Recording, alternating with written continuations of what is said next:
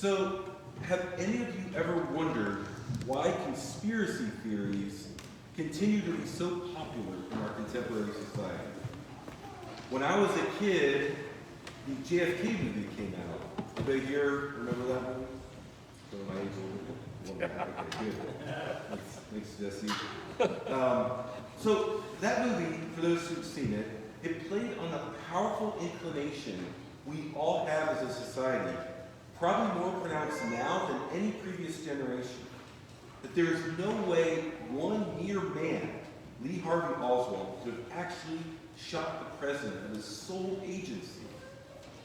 That reality, that one person could have that much power to kill the leader of the free world, makes us very uncomfortable, to the extent that we would actually feel more reassured believing that a cabal of powerful people orchestrated it, which is what that movie suggests.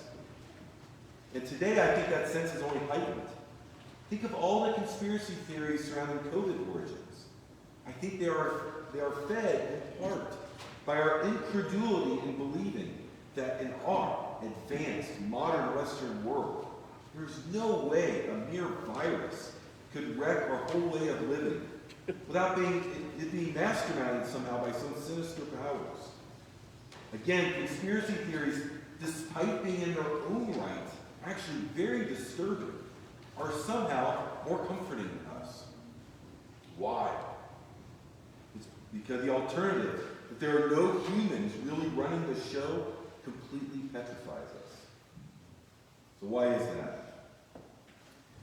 As you may have gathered from the Jeremiah passage I just read, the peril of human reliance, the peril of reliance of human power over God, reflected in extreme form in conspiracy theories, is the theme of today's passage. But before we dig in, I want to explore its context a bit. Jeremiah, for those who don't know, lived in a time of massive geopolitical upheaval in the late 7th century BC. The dominant and particularly evil superpower for over a century, Assyria, was at this point mercifully in decline. And for those who aren't familiar with the Assyrians, they were truly, truly horrific. Their utter brutality is not only reflected in biblical sources, but other contemporary sources as well as archaeological finds. They were very, very bad, even for ancient peoples. Their decline thus left a power vacuum that two growing powers, Egypt and Babylon, hoped to capitalize on. But during this brief window of reduced foreign domination, King Josiah of Judah was able to enact considerable political and religious reforms, the latter which restored Yahweh worship in the land. However, during the reign of his successor, Jehoiakim, the likely time period for this passage, the king restored idolatrous worship and actively sought military support back and forth between Egypt and Babylon based on who he presumed would become ascendant. He was playing a dangerous game of wagering on who would become dominant, and he kept changing his bet, trusting on his own instincts rather than trusting in God for security. Now eventually, as you might imagine, Babylon got fed up with his vacillations and defeated him, laying waste his kingdom in 598 BC. And this destruction is what's alluded to in verses 1 to 4, which we read today. In those verses, Judah's worship over Canaanite deities is highlighted, probably reflecting the retreat from Yahweh worship under Jehoiakim, which Jeremiah claimed in the passage would result in their judgment through plunder, loss of land, and exile. The thus opening verse 5 therefore ties the passage I just read with this judgment and the idolatrous behavior that precipitated it. So, let's dig into verses 5 to 10. The key themes of verses 5 to 6 is the deprived life resulting from false hope in human salvation. That's the first two verses. This section describes the miserable existence using stark desert imagery to portray a harsh deprivation, unable to benefit even when relief comes, that is destined for those who put their ultimate trust in human self-sufficiency. Now, very few of us come from a farming context, or certainly the life of a desert nomad, where weather and water supply acutely affect our livelihood. Although I should point out, our current drought has certainly helped put our dependency on water more in the forefront recently, and we need to keep it in our prayers. However, we've all experienced the desperate sensation of being deprived of water. For those who like going on hikes, going on runs, especially on a hot day, we've all been desperately thirsty enough times in our lives that we should be able to relate, at least in some small way, to the sensation Jeremiah is trying to get across in these two verses. And he compares this sensation to the perpetual state one is in when they consistently place their ultimate trust in human salvation. Now, as it relates to the previous 4 verses, Jeremiah seems to shift gears from discussing judgment coming for those who follow their gods to be instead due to their exclusive trust in humanity. However, his linking of those two sections together through his use of thus in verse 5 reflects his view that God saw them both as linked, as trusting in humanity or in other deities, both demonstrate unfaithfulness to God. Based on the context that we discussed, Jeremiah's critique of human trust is likely referring to Jehoiakim's repeated attempts to bolster his kingdom by seeking alliances, resources, which he underpinned by also worshiping Canaanite gods.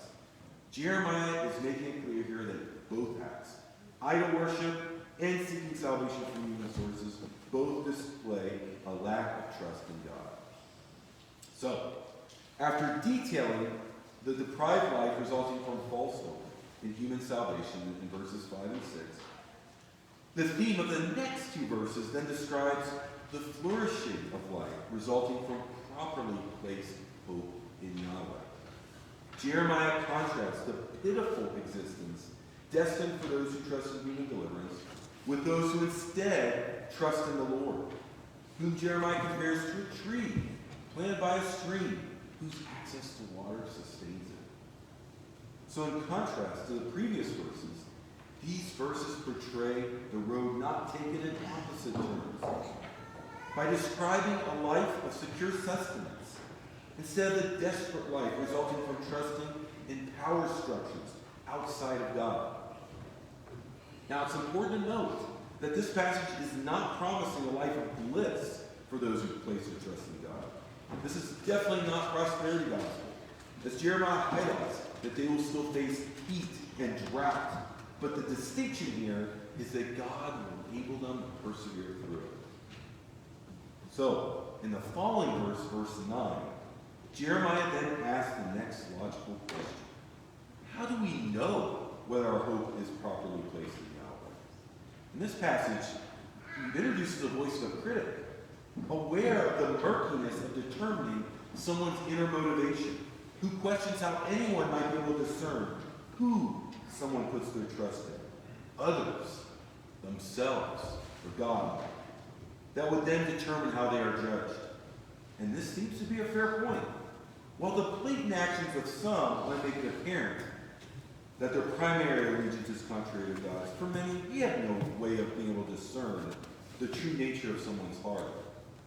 So Yahweh in the next verse acknowledges this reality and therefore takes us off the hook trying to judge other people's hearts.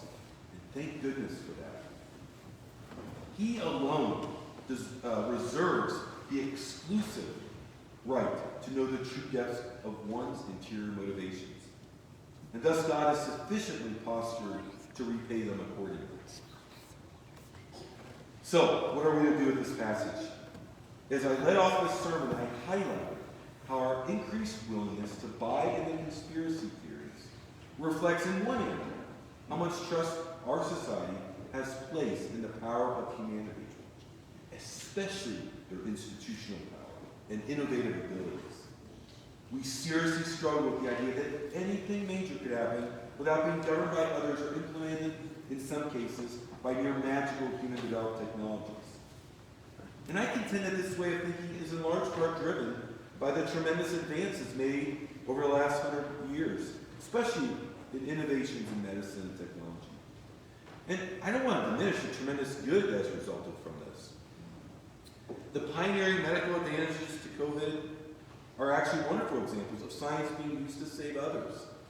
In fact, I believe people innovating sound solutions to real problems actually reflects the divine nature of us. But these accomplishments become damaging when they delude us into exalting human ingenuity or institutions as existing apart from God, and thus becomes the bedrock for where we put our ultimate trust.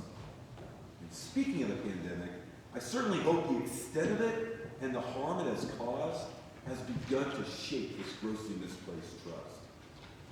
I also should not need to highlight examples for how those very human innovations institutions that are used to better humanity have been and continue to also be twisted to harm others. It is clear it is not those innovations or institutions that's the problem, but that people see them as their exclusive means for salvation instead of God.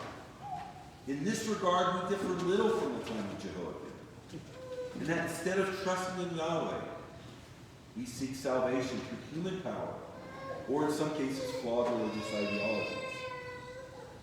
As I discussed, Jeremiah does not dissociate either from the other. Both are built on a perverse foundation that refuses to put its ultimate trust in God and will thus ultimately lead to our ruin. Instead, Jeremiah urges his people in Judah, along with us today, to instead put our trust in Yahweh. So, what might this mean for us practically today? We are not living as Jeremiah was, in a relatively weak kingdom, in the crossroads of contending superpowers, eager to absorb us into the thirst for dominion. How then might we apply this exhortation in our lives today? And certainly there's good evidence that the church in the U.S. today is increasingly colluding with partisan powers across the political spectrum, which is compelling us to compromise on historic Christian positions for the sake of gaining political power. I think this failing would absolutely be subject to Jeremiah's critique of trusting in human power over that of Yahweh. However, there is another application I want to focus on today. I think it's specifically indicated in verse 10. This is where Yahweh responds to the skeptic, questioning the feasibility of discerning the inner motivation of people. Yahweh here says he gives to each person according to their ways and according to the fruit of their doings. Now, someone who has grown used to having precious little excess time in my schedule, this verse hit me particularly hard in the chest. How I spend my most valuable resources best reflects what I prioritize and in what or in whom I place my trust. And I'll be honest, I'm not particularly satisfied that it often reflects how God would like me to use my resources. My trust in human power over God is reflected in how I prioritize my own resources, which often relies on my own human means to satisfy my own desires over living a life that truly trusts and serves God. Now, how about you? Critically examine your own hearts. I suspect many of you similarly struggle with how you spend your limited resources, whether it be money, time, both, something else.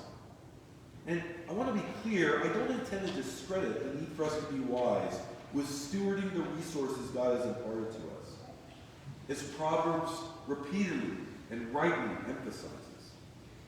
But I do think it forces us to continually question our motives in this regard. Most of us here come from a middle-class background, and it unquestionably took a lot of hard work and studying to get to this point. But does that make us particularly prone to see ourselves as the primary source of our own salvation, even if we would never frame it like that? How might this translate to how we live our lives now? Are we consistently prioritizing our own security, advancement, comfort, using the wise steward rationale, perhaps to justify not better following God's call, For example, of being generous to those less fortunate, or even simply spending time in prayer and fasting, or just caring for a loved one. I think not a lot of us, certainly not me, would be able to consistently refute this charge. This passage should thus compel all of us to critically examine our hearts and discern how might it be better balanced to be more God-focused, God-trusting. And what might help us do this? For one, I recommend examining your budgets and calendars.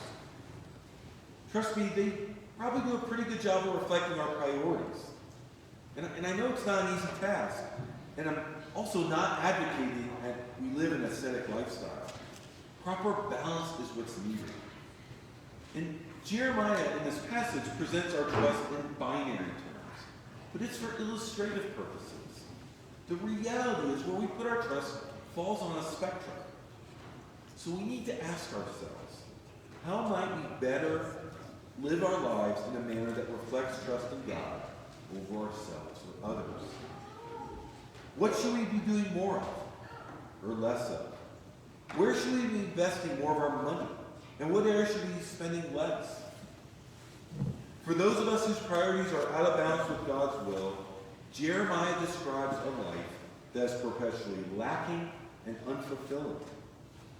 I think this represents a state for a lot of people in our society right now, and maybe even for some in our own church. So if any of you find any of this resonating with you, please heed Jeremiah's warning. Ask God for a change of heart. Move your priorities to be more closely aligned to God's. And it may sometimes take an act of faith in adjusting our calendars and budgets. But using proper discernment, know that God promises to care for us when we do so. We have good reason to trust our Creator. Why? Well, 2,000 years ago, Jesus walked out of the grave, changing human history forever as he conquered death for our salvation. There are a lot of other reasons to trust in God, but that one is at the top of the list. So as we prepare to receive his body and blood, please reject the lie that you can save yourself through your own efforts. Please put your trust in God and adjust your lives in ways that reflect your allegiance to him. Amen. Amen.